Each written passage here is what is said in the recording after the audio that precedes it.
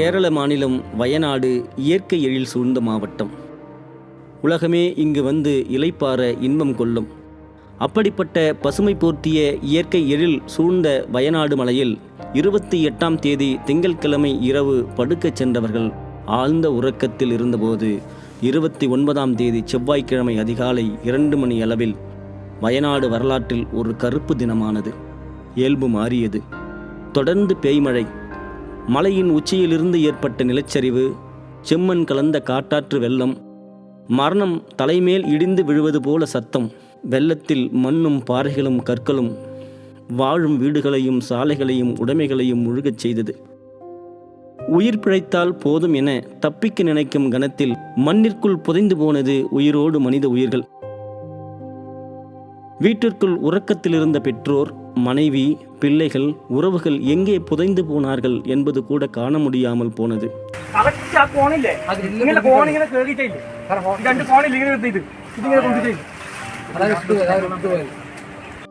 உதவி கேட்கவோ குரல் எழுப்பவோ அவகாசம் இல்லை.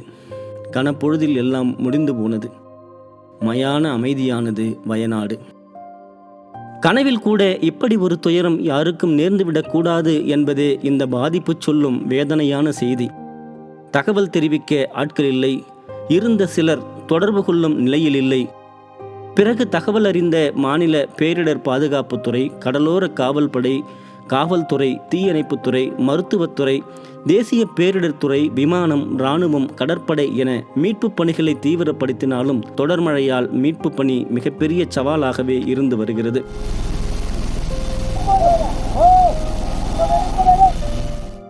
காரணம், மண்ணுக்குள் புதைந்த 3 கிராமங்கள், சாலைகள், பாலங்கள், ஆறுகளில் மிதக்கும் அவலம்.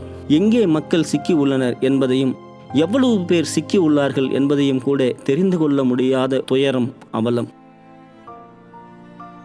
எப்படியாவது தங்களை காப்பாற்றுங்கள் என குரல் கொடுக்க முடியாமல் தவித்த சிலர் நிலச்சரிவில் சிக்கி போராடி கைகள், கால்கள், உடல்கள் மண்ணிலிருந்து வெளியே நீட்டும் முழு கைகள், நிலச்சரிவில் மாண்டு கிடக்கும் மனித குழந்தைகளுடைய சடலங்கள், நிலச்சரிவு வெள்ளத்தில் சிக்குண்டு தப்பிக்க போராடும் மனிதர்கள் என எங்கு பார்த்தாலும் வயநாட்டில் மரண ஓலங்களாகவே உள்ளது.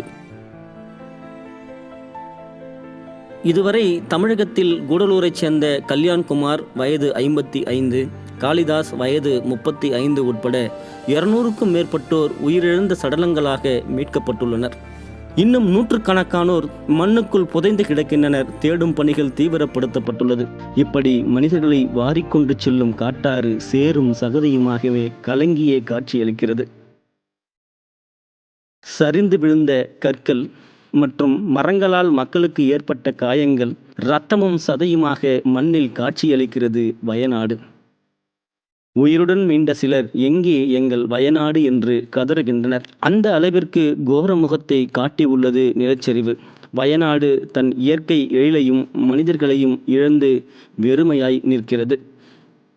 நியூஸ் ஜே செய்திகளுக்காக தலைமை செய்தியாளர் கோ. ஜெயக்குமார்.